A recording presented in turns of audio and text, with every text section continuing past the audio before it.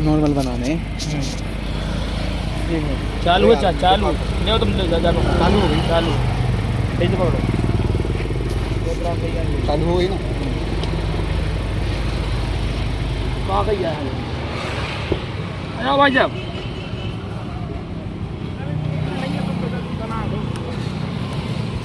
ये देखिए पहले आप ये बताइए गिट्टी अंदर घुसेड़ दूँ बाहर निकाल दूँ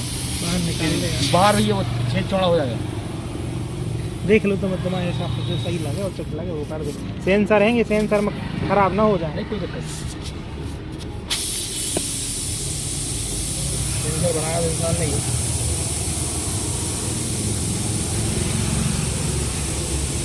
ये अब भी घुस गई पता है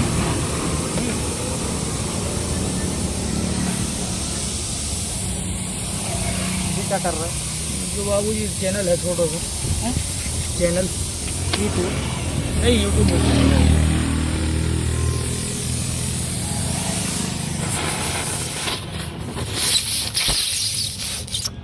ये तुम क्यों लटक रहे हो यार